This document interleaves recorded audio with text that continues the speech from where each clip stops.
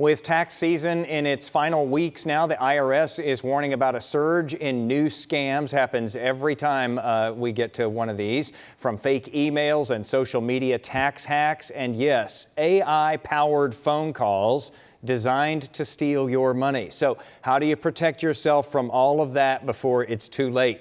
Joining us this afternoon is money and business expert Derek Kinney. Derek, thanks so much for being with us today. My pleasure, Jason. Great to be with you. All right, so this is a timely warning, especially for people who are waiting all the way to the end to file their taxes this time around. The IRS is warning about this new wave of scams this year. We always hear about these. Can you kind of walk us through what are some of the most common ones that people need to be on the lookout for this time around? Well, scammers are very smart, Jason. They've got all year to figure out how do we attack people at this certain time, and people feel vulnerable and taken advantage of. Here are the main scams to watch out for. First of all, if the IRS supposedly sends you a text message or an email saying you have to take action right away, we're going to put a lien on your house, we're going to take money from your bank account.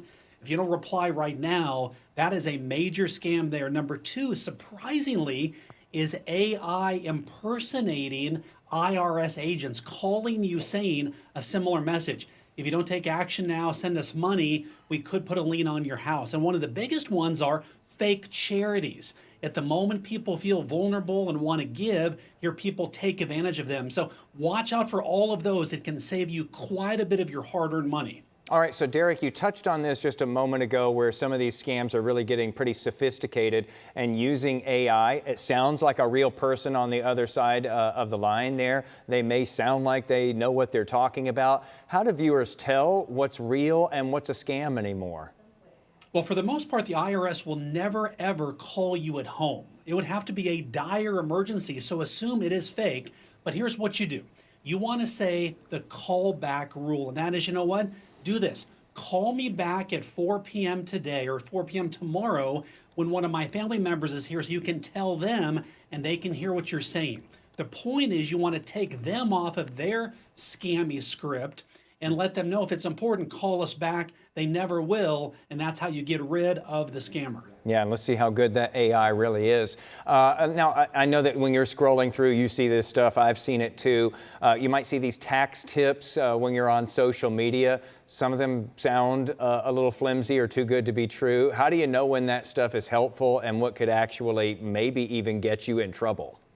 Well, flimsy is a good word to describe it, Jason. Keep in mind, if it sounds too good to be true, it typically always is. And what you want to do is, listen, you want a guide, take that by your CPA, take it by somebody you trust, even ask ChatGPT, for goodness sakes, is this true?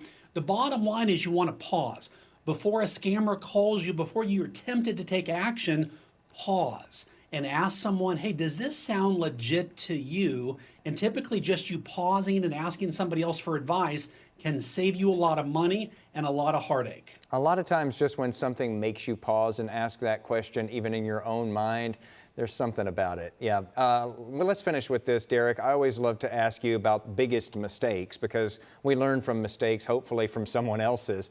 What's the biggest mistake that people typically make during tax season that might make them an easy target for somebody who's out to scam them? What I'm going to tell you is going to save a lot of our viewers a lot of heartache, and that is these scammers focus on pressure. They want to isolate you, make you feel like you have to make a decision really, really fast. And when you do that, people panic and they do really, really dumb things. I've done the same thing. I've been a victim of a scam myself, so I'm preaching to the choir here.